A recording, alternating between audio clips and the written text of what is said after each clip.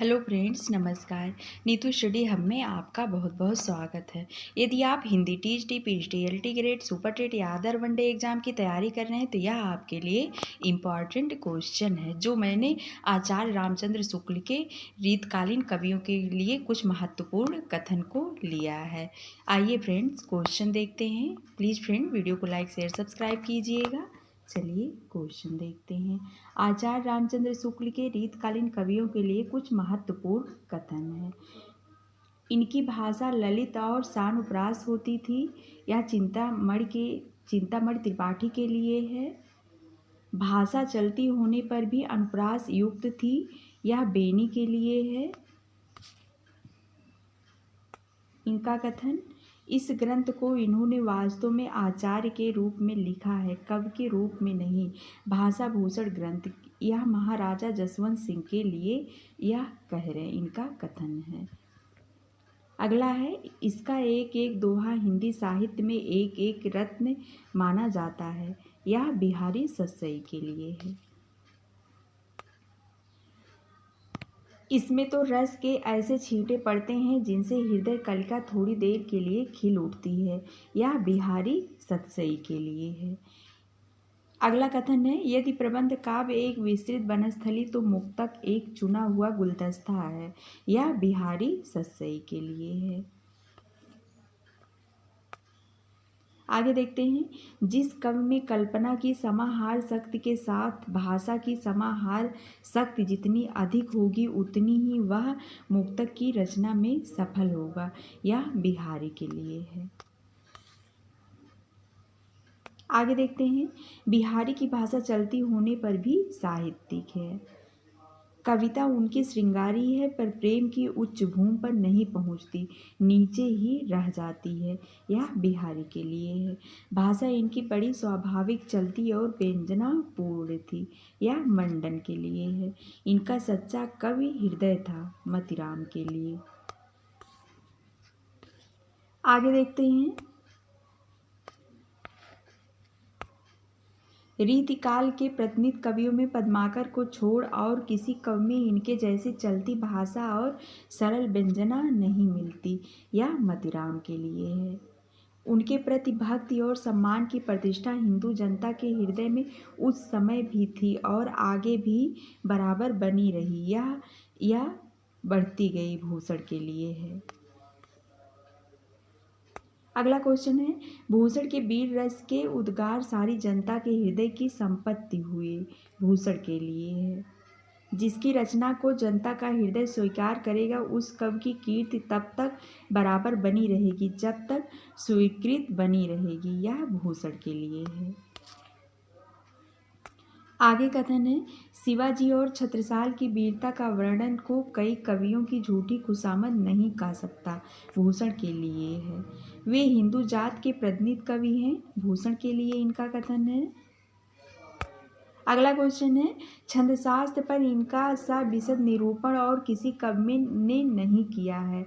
यह सुखदेव मिश्र के लिए है। ये आचार्य और कवि दोनों रूप में हमारे सामने आते हैं। यह कथन देव के लिए है।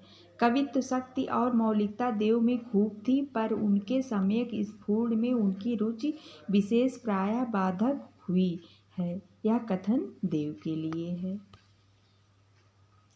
आगे देखते हैं, रीतिकाल के कवियों में ये बड़े ही प्रगल्भ और प्रतिभा संपन्न कवि थे, इसमें संदेह नहीं।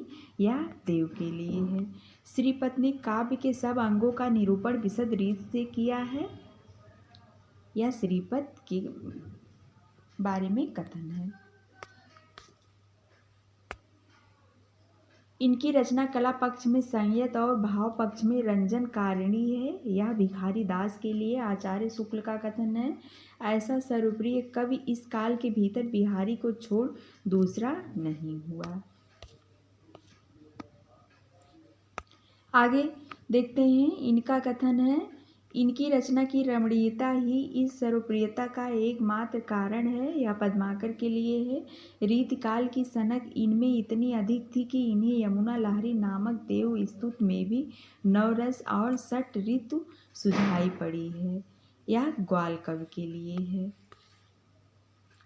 आगे देखते हैं, षट ऋतुओं का वर्णन इन्होंने विस्तृत किया है, पर वही श्रृंगारी उद्दीपन के ढंग का ग्वाल कवि के लिए है। ग्वाल कवि ने देशाटन अच्छा किया था और उन्हें भिन्न भिन्न प्रांतों की बोलियों का अच्छा ज्ञान हो गया था। आचार्य शुक्ल के आदिकाल से संबंधित कथन देखते हैं। प्रत्येक देश का साहित्य वहाँ की जनता की चित्तवृत्ति का संचित प्रतिबिंब होता है। यह अक्सर परीक्षाओं में पूछा जाता है। इन कालों की रचनाओं की विशेष प्रवृत्ति के अनुसार ही उनका नामकरण किया गया है। हिंदी साहित्य का आदिकाल संवत 1050 से लेकर संवत 1375 तक अर्थात महाराज भोज के समय से लेकर हमीर देव के समय के कुछ पीछे तक माना जा सकता है। यह आदिकाल के संबंध में कथन है। जब तक भाषा बोलचाल में थी तब तक वह भाषा या देश भाषा ही कहलाती रही। जब वह भी साहित्य की भाषा हो गई तब उसके लिए अपभ्रंश शब्द का व्यवहार होने लगा। आगे का कथन देखिए। नाथ पंथ के जोगियों की भाषा सदुक्कड़ी भाषा थी। आगे देखते हैं। सिद्धों की उद्धृत रचनाओं की भाषा देश भाषा मिश्रित अपभ्रंश या पुरानी हिंदी की काव्य भाषा है। सिद्धों में सरा सबसे पुराने अर्थात विक्रम संवत 690 के हैं। यह सरापा के संबंध में है।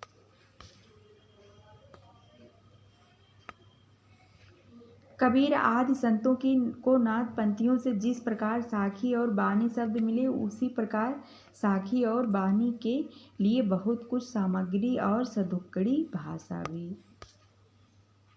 आगे का कथन देखिए। वीर गीत के रूप में हमें सबसे पुरानी पुस्तक बीसल देव रासो मिलती है।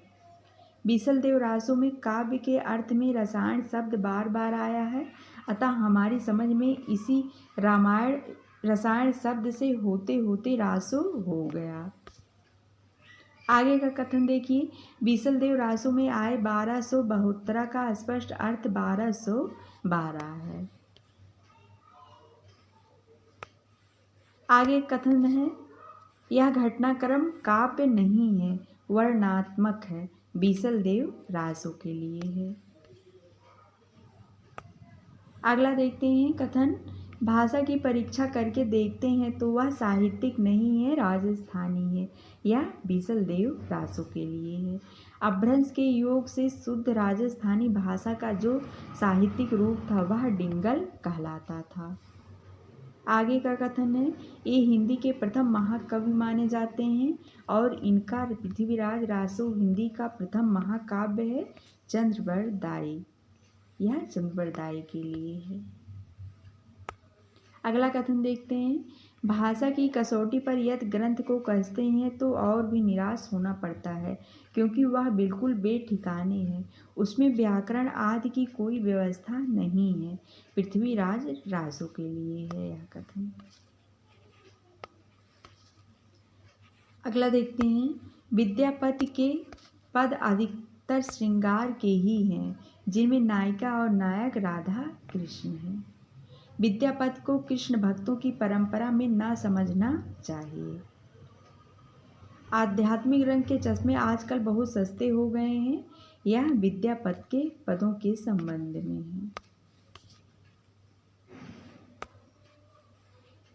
अगला कथन देखिए। मोटे हिसाब से वीर गाथा काल महाराज हमीर की समय तक ही समझना चाहिए। यह भक्ति काल के संबंध में है।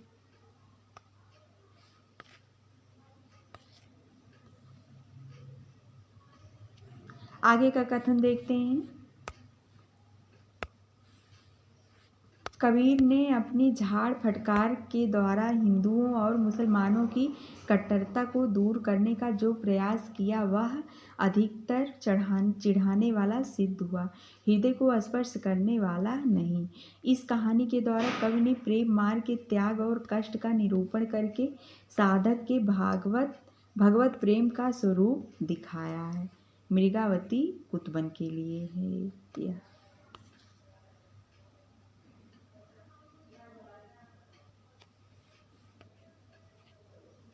अगला क्वेश्चन है। आचार्य रामचंद्र शुक्ल के अनुसार मलिक मोहम्मद जायसी के गुरु थे शेख मोहम्मदीन प्रेम गाथा की परंपरा में पद्मावत सबसे प्रौढ़ और सरस है। आगे कथन देखते हैं।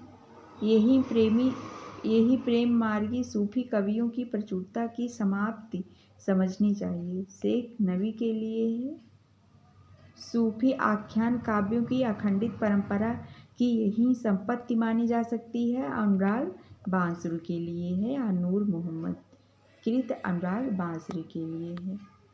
अगला क्वेश्चन नूर मोहम्मद का कथन है।